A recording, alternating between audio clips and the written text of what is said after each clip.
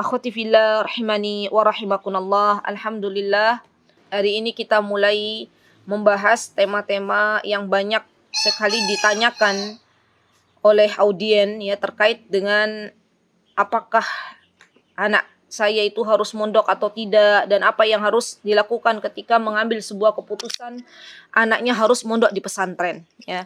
Mudah-mudahan apa yang nanti disampaikan bisa diambil manfaatnya. Jika ada yang benar pastinya datang dari Allah Subhanahu wa taala. Dan mudah-mudahan kita semuanya diberikan taufik oleh Allah untuk menjadi orang tua yang bertanggung jawab atas pendidikan anak-anak kita, karena kelak kita yang akan ditanya oleh Allah Azza wa Jalla. Saudariku yang dimuliakan oleh Allah, pilihan memasukkan anak ke pondok pesantren itu adalah pilihan keluarga masing-masing. Ya, jadi keluarga itu seharusnya dia punya visi dan misi yang jelas. Satu keluarga itu harus sudah punya visi dan misi dari awal. Dan satu keluarga dengan keluarga lainnya itu pasti akan berbeda dalam visi dan misinya, teman-teman. Ya. Visi dan misi itu kita dapatkan dari mana? Kita obrolkan bareng. Ya, kita obrolkan bareng bersama keluarga inti kita, bersama pasangan kita, bersama anak-anak kita. Kita obrolkan bareng kira-kira visi misi kita itu mau dibawa kemana, tujuan kita itu mau kemana. Ya. Keluarga muslim hendaklah dia menjadikan tujuan utama di dalam berkeluarga adalah kelak agar Allah Subhanahu wa taala mengumpulkan bareng semuanya di surganya Allah.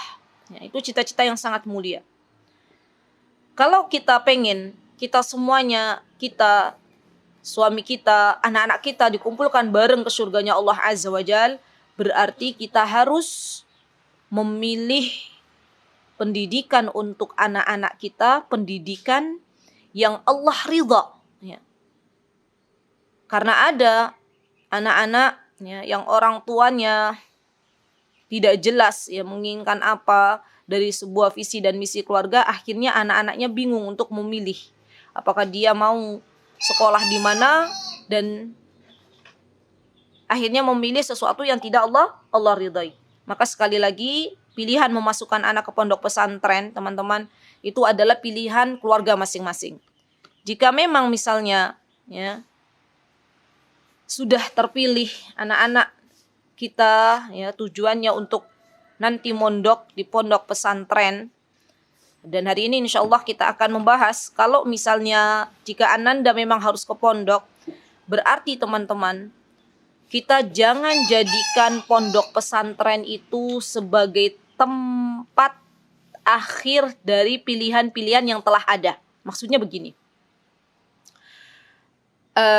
ada orang tua yang ketika memilihkan anak di sebuah sekolah favorit, sekolah negeri misalnya, kemudian anak tersebut berusaha untuk masuk ke sekolah tersebut, tapi ternyata anak tersebut belum diizinkan oleh Allah untuk bisa memasuki sekolah favorit, dan akhirnya yang menjadi pilihan mereka bilangnya, sudah nak, kalau misalnya tidak terpilih atau tidak masuk ke sekolah favorit, ke sekolah bergengsi, ke sekolah negeri, ya sudah masuk saja ke pondok pesantren. Jadi pondok pesantren itu seakan-akan menjadi tempat pilihan terakhir karena tidak diterima di sekolah-sekolah favorit. Nah, pikiran yang demikian, teman-teman, jangan sampai itu menjadi fokus kita. Sekarang kita rubah. Kalau misalnya kita mau memasukkan anak-anak kita ke pondok pesantren, jadikan itu adalah prioritas pertama. Prioritas pertama. Kira-kira kalau memang itu menjadi sebuah pilihan bagi seluruh keluarga untuk memasukkan anaknya ke pesantren, yang menjadi pondasi utama adalah firman Allah Azza wa Jalla, di mana Allah Subhanahu wa taala mengatakan di dalam Al-Qur'an, a'udzubillahi minasyaitonir rajim, wal yakhshal ladzina law taraku min khalfihim dzurriyyatan dhi'afan khafu 'alaihim falyattaqullah wal yaqulu qawlan sadida. Kata Allah Subhanahu wa taala, dan hendaklah kita itu takut kepada Allah seandainya kita meninggalkan di belakang kita itu anak-anak yang lemah. Anak-anak yang lemah dalam segi agama, anak-anak yang lemah ya, dari ilmu, anak-anak yang lemah dari akhlak yang mulia, ya. Anak-anak yang lemah dari iman. Itu yang kita takutkan. Yang mereka khawatir terhadap anak-anaknya. Jadi kata Allah Subhanahu wa taala, hendaklah kita itu, orang tua itu takut kalau nanti kita meninggal dunia, kita akan meninggalkan generasi yang lemah. Maka kata Allah Subhanahu wa taala, oleh sebab itu ya kata Allah, hendaklah kita itu bertakwa kepada Allah dan mengucapkan perkataan yang benar. Nah, pilihan memondokkan anak di pesantren itu adalah ikhtiar kita, teman-teman, untuk membangun generasi yang kuat. Ya.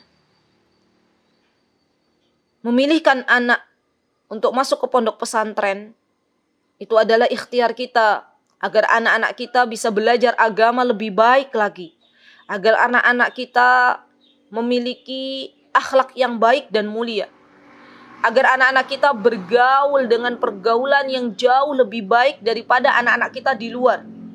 Sekarang kita bisa lihat generasi-generasi hari ini di mana mereka banyak sekali ya generasi-generasi yang akhirnya terjerumus ke dalam pergaulan bebas. Generasi-generasi yang akhirnya terjerumus ke narkotika dan ke minuman-minuman keras. Na'udzubillah summa na'udzubillah. Maka memasukkannya kita, anak-anak kita ke pondok pesantren, itu ikhtiar kita untuk menjaga anak-anak kita dari pergaulan-pergaulan yang tidak Allah ridhai. Ya, subhanallah. Apalagi teman-teman nanti kelak ya, ketika kita di akhirat nanti, ini yang menjadi pondasi orang tua seharusnya ya ketika harus memondokkan anak ke pesantren itu. Nanti ketika di akhirat, ketika kita ditanya oleh Allah Azza wa Jalla, ya ditanya, aku sudah berikan amanah kepadamu anak-anak. Di mana aku, kata Allah Subhanahu wa taala, menitipkan amanahku kepadamu. Dan aku, kata Allah Subhanahu wa taala, tidak sembarangan ketika menitipkan amanah kepada hambaku. Ada orang yang sudah menikah belum Allah titipkan amanah. Sekarang kata Allah Subhanahu wa taala, aku titipkan amanah ini di pundakmu wahai orang tua. Maka apa yang engkau telah lakukan agar anak-anakmu menjadi salih dan salihah? Kelak kita semuanya akan mempertanggungjawabkan di hadapan Allah. Akankah kita nanti mengatakan teman-teman, ya Rabb, ya, ketika wal'iyadzubillah anak-anak kita menjadi anak-anak yang durhaka, anak-anak kita menjadi anak-anak yang senantiasa bermaksiat kepada Allah Azza wa Jalla, anak-anak kita menjadi anak-anak yang justru mencela Rasulullah SAW, bukan membela Rasulullah SAW, nanti apa yang akan kita katakan di hadapan Allah? Setelah dirunut, ternyata kesalahan terbesar anak-anak menjadi anak-anak yang durhaka kepada Allah, kepada Rasulullah, kepada kita sebagai orang tua, ternyata karena kita salah dalam mendidik anak-anak kita. Maka semua kita akan mempertanggungjawabkannya masing-masing. Nah, ikhtiar kita memasukkan anak ke pondok pesantren ini adalah ikhtiar di mana kita mempersiapkan atas pertanyaan-pertanyaan yang kelak nanti Allah ajukan kepada diri kita masing-masing dan pasangan kita. Kalau misalnya memondokkan anak ke pesantren sudah menjadi pilihan di dalam keluarga kita masing-masing, teman-teman, maka penting bagi kita sebagai orang tua untuk memilihkan atau untuk kita pertama kali sebelum memilihkannya, untuk kita pertama kali berdialog terlebih dahulu dengan anak-anak kita. Nah, ini yang menjadi catatan ya bagi orang tua. Jadi kalau misalnya memang memasukkan ke pondok pesantren itu menjadi sebuah pilihan, maka harus berdialog dulu dengan anak-anak kita. Tapi kalau misalnya orang tua bisa mendidik anak-anaknya di rumah, itu jauh lebih baik, jauh lebih baik. Sekarang Masya Allah, Tabarakar Rahman, teman-teman, di masa pandemi ini, anak-anak kita hikmahnya ya bisa lebih leluasa untuk belajar langsung dengan para guru-guru yang berada di luar negeri, di Timur Tengah misalnya. Kalau misalnya kita termasuk orang tua yang bisa memberikan fasilitas anak-anak kita belajar agama ya dengan guru-gurunya di luar negeri misalnya, dan kita bisa menjaga anak-anak kita dari pergaulan bebas ya, mereka di rumah tidak menghabiskan banyak waktunya untuk HP misalnya, maka itu jauh lebih baik. Jauh lebih baik orang tua mendidik anaknya di rumah ya. Tapi sekali lagi, kalau misalnya memang ke pondok pesantren merupakan sebuah pilihan, yang harus pertama kali harus orang tua lakukan adalah mengajak diskusi anak-anak kita. Karena mereka yang akan menjalaninya nanti, bukan kita sebagai orang tua. Ya. Kita ajak diskusi, dan usia anak-anak kita, teman-teman, ketika masuk pondok pesantren, itu adalah usia di mana anak-anak kita sudah bisa diajak diskusi. Ya. Di mana anak-anak kita sudah bisa diajak dialog. Jangan sampai kita memasukkan anak-anak kita ke pondok pesantren di mana mereka masih sangat-sangat membutuhkan kasih sayang kita. Misalnya kita memasukkan anak-anak kita ke pondok pesantren di usia yang sangat-sangat belia.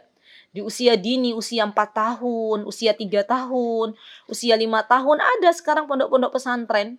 Ya, saya pernah bertemu dengan orang tua yang dia pernah ngobrol, dia memasukkan anaknya ke pondok pesantren di usia anaknya 3 tahun, 4 tahun di pondok pesantren Al-Qur'an. Subhanallah, bisa dibayangkan enggak? Anak di usia-usia dini itu masih membutuhkan kasih sayang dari kita. Anak di usia-usia dini yang sangat-sangat belia masih belum bisa membedakan mana yang baik dan mana yang buruk. Dan mereka di usia dini mereka itu masih butuh bimbingan orang tuanya. Subhanallah. Jadi pondasi atau kaidah tips ya, kalau kita memang mau masukkan anak ke pondok, pikirkan juga usia ya, usia. Kalau memang usia anak-anak kita sudah bisa diajak dialog, sudah bisa diajak diskusi ya. Kemudian kita berdiskusi ya, kita ngobrol bareng ya dengan anak-anak kita.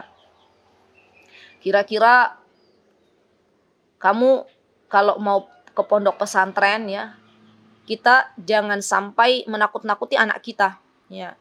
Jadi misalnya anak kita nggak mau sholat nih misalnya, atau anak kita misalnya melakukan kejadian yang menjengkelkan orang tuanya, jangan kita katakan, nanti kalau kamu nggak sholat nih, kalau kamu nggak nurut sama orang tua, nanti ibu pondokkan, ayah pondokkan. Itu seakan-akan nanti anak-anak tuh akan berpikir, oh berarti pondok itu adalah tempat pembuangan. Kalau saya nggak nurut, kalau saya nggak mau sholat, berarti saya nanti dipondokkan. Jangan. Kita dari awal tuh sudah ngobrol bareng, sudah diskusi dengan anak-anak kita bahwasanya pondok pesantren itu adalah tempat yang sangat-sangat indah ya. Tempat di mana engkau wahai anak-anakku di sana bisa belajar ilmu agama, di sana bisa bertemu dengan orang-orang solih ya, bisa Allah jaga pergaulanmu ya dari fitnah dunia yang semakin mengerikan ya. Subhanallah. Dan tentunya teman-teman, ketika kita berdiskusi dengan anak-anak kita, terutama anak-anak yang mau ke pondok pesantren, itu diskusinya tuh harus dari hati ke hati. Catat, dari hati ke hati, bukan dari ego ke ego ya. Sehingga anak kita itu paham mengapa mereka harus memilih melanjutkan pendidikannya ke sebuah pondok pesantren. Setelah anak-anak kita oke, deal dengan anak kita, Umi, saya mau mondok, saya mau mesantren misalnya. Kemudian langkah yang selanjutnya teman-teman, pilihkan terlebih dahulu beberapa pesantren yang cocok untuk mereka. Jadi kita sebagai orang tua nih sudah memilih ya, planning A, B, C, D. Misalnya ada 4 pondok pesantren yang kita tahu misalnya di situ pondok pesantrennya manhajnya benar sesuai dengan ajaran Rasulullah SAW ya, dan bukan tempat dengan ajaran-ajaran tersesat, bukan ya. Tapi di situ pondok pesantrennya mengajarkan apa-apa yang ada dalam Al-Quran dan As-Sunnah.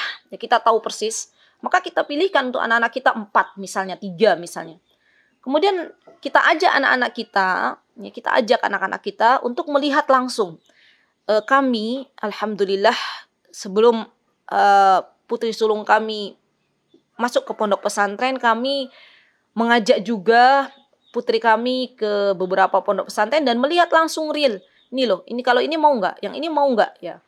Kita pilih, kita coba untuk memberikan pilihan kepada anak-anak. Nanti anak-anak yang sudah bisa diajak diskusi, anak-anak yang sudah bisa memilih, itu mereka pasti akan memilih sendiri. Saya cocoknya di sini ya. Nah, biasanya kalau anak-anak kita sudah memilih dengan pilihannya sendiri, maka biasanya biidznillah ta'ala mereka akan lebih betah di pondok pesantren, akan lebih mudah beradaptasi ya. Subhanallah teman-teman, saya jadi ingat ya, beberapa anak ya, ketika saya bertemu dengan anak-anak di pesantren, ketika saya masih ngajar di sebuah pondok pesantren, itu ada banyak yang curhat, bukan satu dua anak, yang mereka itu masuk pesantren itu dipaksa oleh orang tuanya, sehingga mereka ketika di pesantren ini bikin sebuah masalah di mana agar mereka itu nanti dikeluarkan dari pondok. Itu banyak kejadian. Ketika saya ngobrol, waktu itu saya ngajar sekolah aliyah ya, SMA, itu mereka katakan sebenarnya saya tuh nggak mau mondok, ustazah, saya tuh di sini tuh dipaksa oleh orang tua. Dan dia bikin masalah itu dia sadar, dia melanggar peraturan-peraturan pondok itu dia sadari dengan betul. Setelah saya tanya ternyata biar saya itu bisa keluar dari pondok pesantren. La haula wala quwata illa billah. Nah, ini jangan sampai seperti ini ya teman-teman. Karena nanti kalau sampai akhirnya anak-anak kita itu bikin masalah di pondok pesantren, orang tuanya yang nanti akan dipanggil ya. Padahal dari awal memang orang tuanya sudah memaksa anak-anaknya ke pondok pesantren. Baik. Nah, langkah yang ketiga setelah anak-anak kita sudah memilih sendiri ya pondok mana yang dia akan pilih. Dengan syarat tadi orang tua sudah jauh-jauh hari itu sudah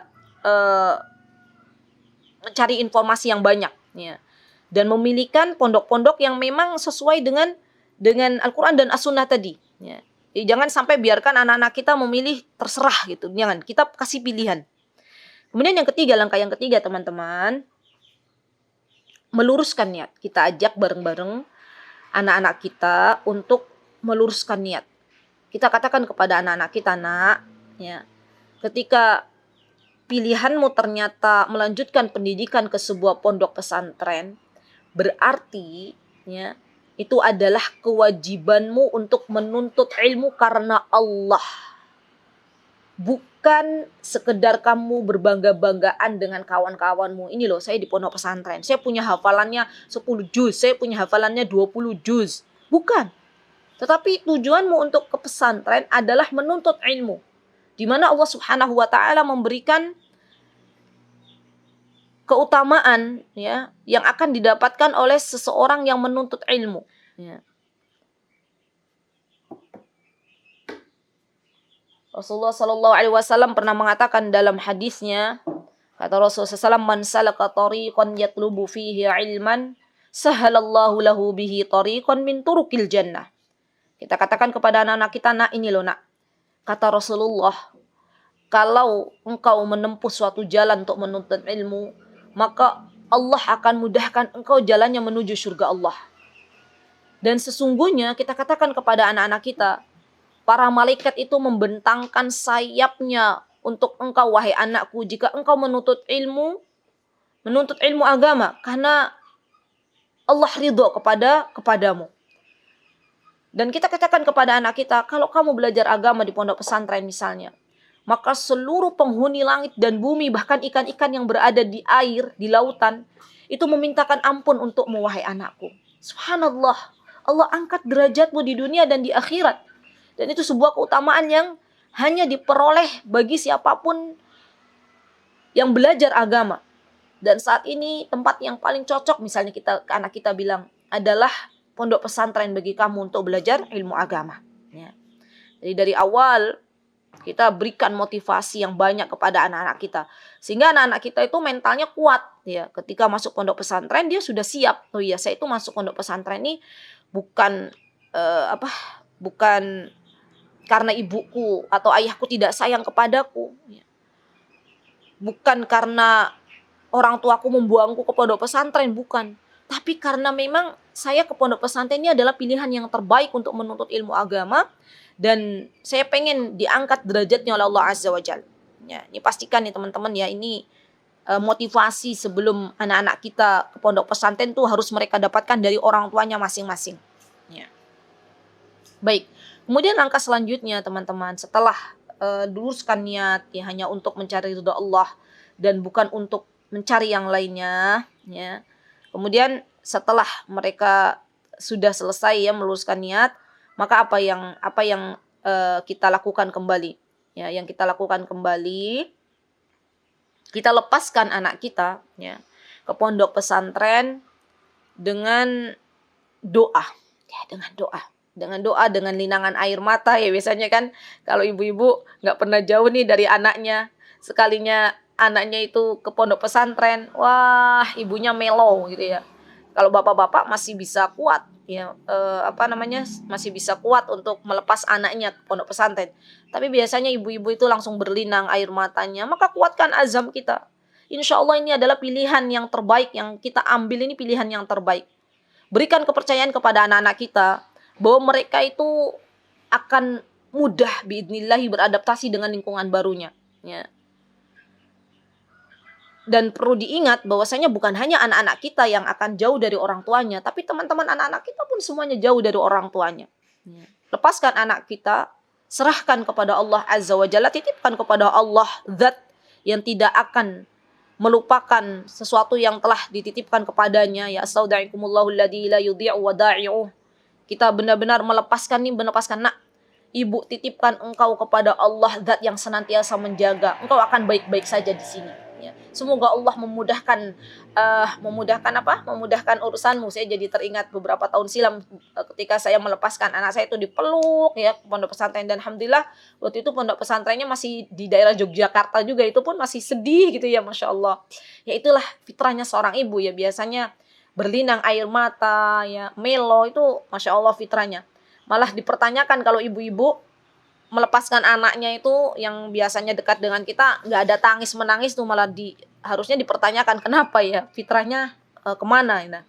Nah teman-teman yang dimuliakan oleh Allah, jadi kalau bisa nih, walaupun kita berlinang air mata tapi hati kita itu kuat ya. Ya Allah, ini adalah perpisahan sejenak, perpisahan sebentar, dan kita doakan ya anak-anak kita dengan sebuah doa, kita lepaskan dengan pelukan ya. Semoga Allah memudahkan langkahmu wahai putra-putriku ya. Semoga Allah Subhanahu wa taala senantiasa menjagamu, memberikan engkau teman-teman yang baik, itu juga kita doakan, memberikan engkau guru-guru yang baik ya, engkau dibetahkan oleh Allah Azza wa Jalla. Terus kita lepaskan dengan doa-doa kita, dermimil ya. Jadi apa dermimil? Terus kita doakan. Taib. Nah, hal ini teman-teman juga terjadi kepada ibunya Imam Syafi'i. Ya, Imam Syafi'i, ibunya Imam Syafi'i. Tidaklah Imam Syafi'i itu teman-teman menjadi seorang ulama yang sangat-sangat luar biasa, ya. Pemimpin imam 4 madhab ya. Di antara 4 madhab itu kan ada Imam Syafi'i. Beliau tidaklah menjadi orang yang masya Allah luar biasa hafalannya, kuatnya hafalannya. Itu semua keutamaan Allah yang berikan. Dan setelah keutamaan Allah ya, ada peran ibu Imam Asy-Syafi'i. Ya, ibunya Imam Syafi'i itu harus melepaskan Imam Syafi'i berjuang menuntut ilmu kepada gurunya yaitu Imam Malik ya. Dengan sebuah air mata ya, berlinang ya. Dan beliau meyakinkan Imam Syafi'i, kalau kita baca di cerita-cerita Imam Syafi'i itu, maka ibunya itu ketika melepaskan Imam Syafi'i juga melepaskan dengan ikhlas ya, dengan benar-benar lepas gitu ya. Karena teman-teman, kalau kita masih setengah-setengah nih sebagai orang tua ketika melepaskan anak-anak kita ke sebuah pondok pesantren, apalagi ibu ya, maka itu akan sangat-sangat berdampak nyambung dengan anak-anak kita. Biasanya nih, kalau kita sudah melepaskannya dengan ridho, melepaskannya dengan doa, benar-benar kita menitipkan anak-anak kita kepada Allah ya. Kemudian kita pulang ini, bismillah ya Allah, saya sudah titipkan amanahmu kepada engkau wahai Rabbku. Pulang ke rumah walaupun masih teringat-ingat, tapi itu kita kerjakan sesuatu yang menyibukkan diri kita dengan sesuatu yang lain gitu. Nanti anak-anak kalau orang tuanya tegar, anak-anaknya di sana tegar.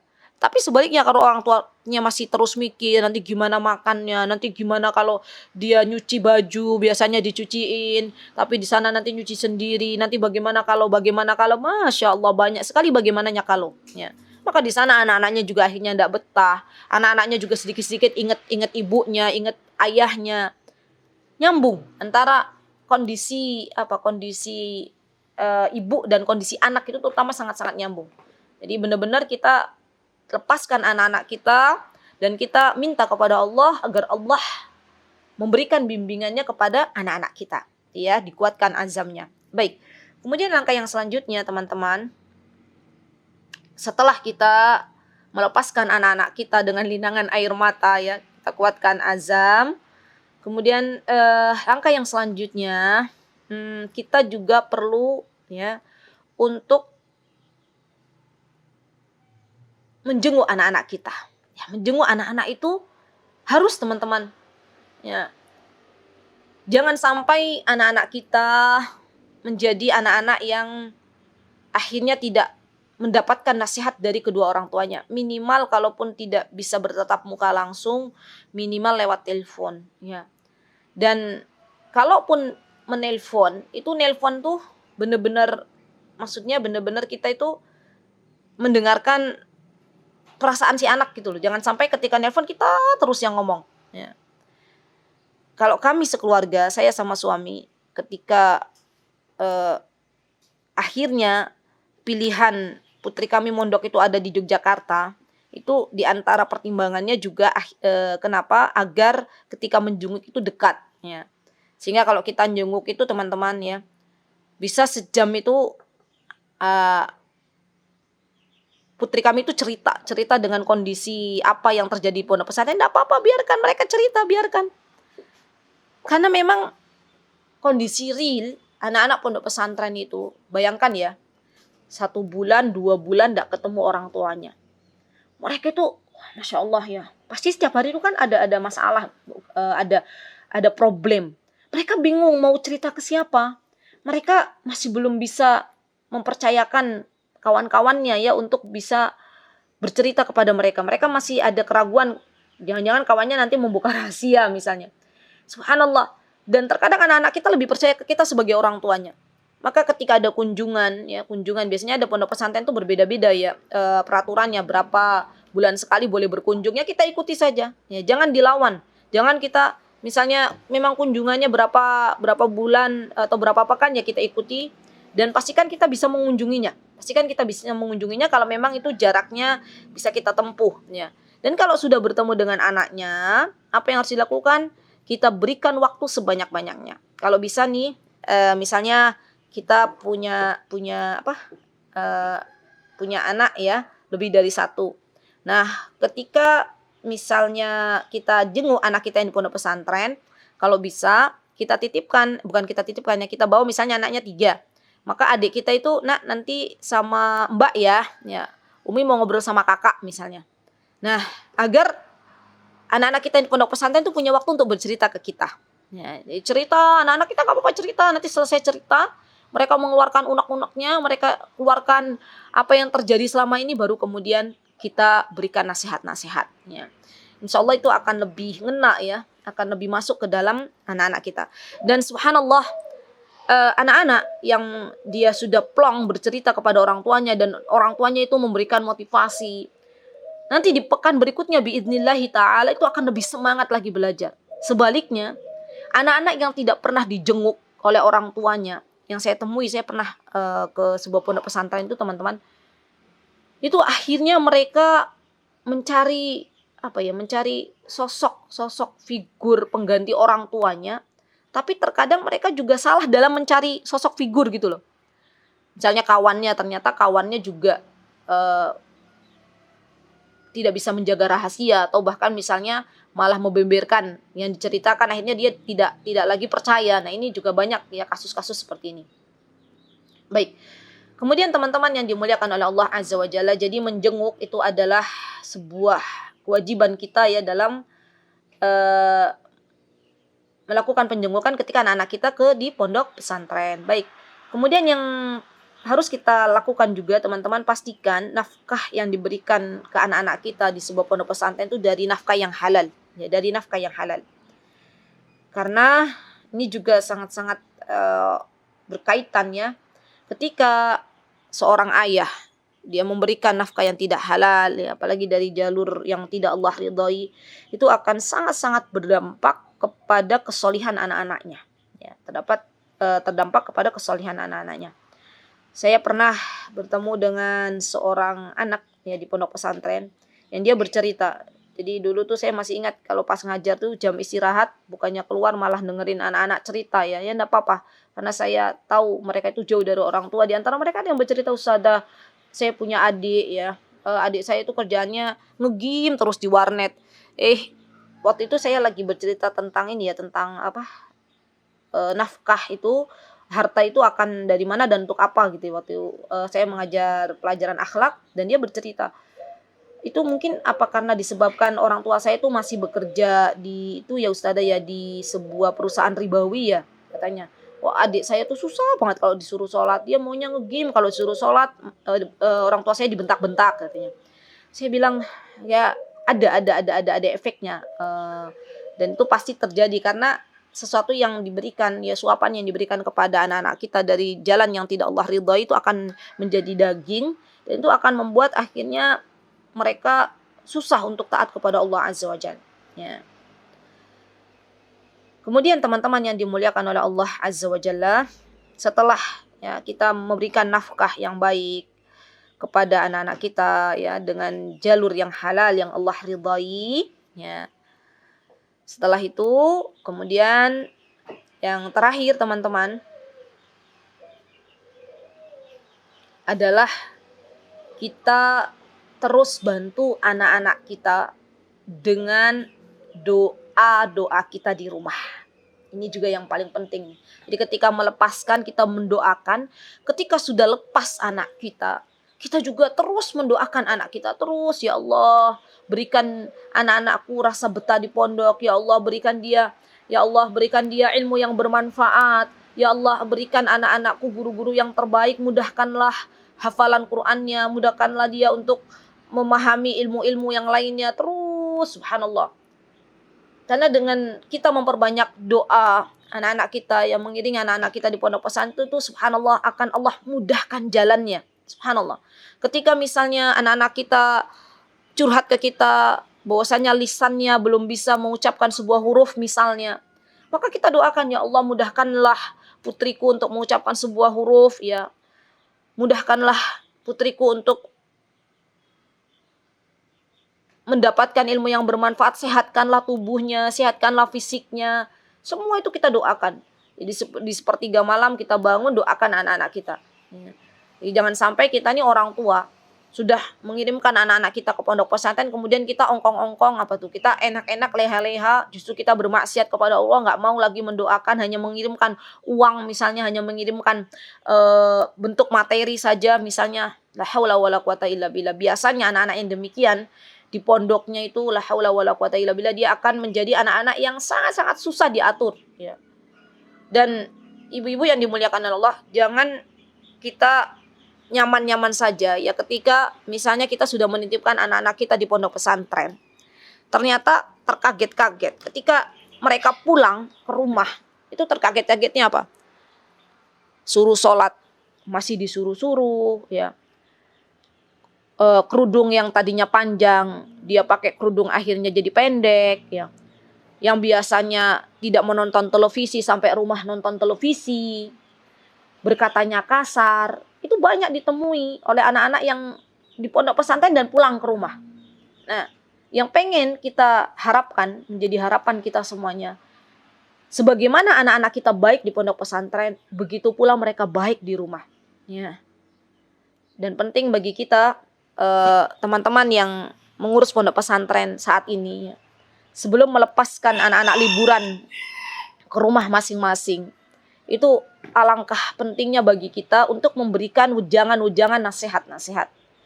Sesungguhnya wahai anak-anakku, ketika kalian kembali ke rumah masing-masing, itu adalah persiapan kalian berbakti kepada orang tua kalian masing-masing. Amalkan apa yang telah kalian ketahui ilmu dari pondok pesantren ini. Ya. Subhanallah. Alangkah indahnya ya ketika orang tua mau melepaskan anaknya, itu menitipkan kepada ustadz atau ustadzahnya. Ustadz dan ustadzah juga begitu ketika akan melepaskan anak-anak ke rumahnya ya untuk berlibur, dilepaskan juga dengan dititipkan. Wah, masya Allah, ini sesuatu yang indah ya, masya Allah. Baik teman-teman yang dimuliakan Allah, dan terakhir lagi ya penutupan insya Allah adalah ingatlah teman-teman, sesungguhnya jangan pernah kita takut anak-anak kita tidak bisa belajar ilmu dunia. Jangan pernah kita takut anak-anak kita tidak bisa mendapatkan sebuah keterampilan. Karena keterampilan dan ilmu dunia itu bisa didapat oleh anak-anak kita dengan kursus. Tetapi belajar ilmu agama tidak bisa di kursus, tidak bisa instan. Karena itu mutlak hidayah dari Allah Azza wa Jalla. Apapun pilihan teman-teman semuanya, semoga itu menjadi pilihan yang terbaik di hadapan Allah Azza wa Jalla. Dan semoga kita semuanya menjadi orang tua yang bertanggung jawab atas kesolihan anak-anak kita nanti di akhirat. Barakallahu fikunna jami'an. Aqulu qouli hadza wastaghfirullah li wa lakum wa akhiru da'wana anil hamdulillahi rabbil alamin. Wassalamualaikum warahmatullahi wabarakatuh.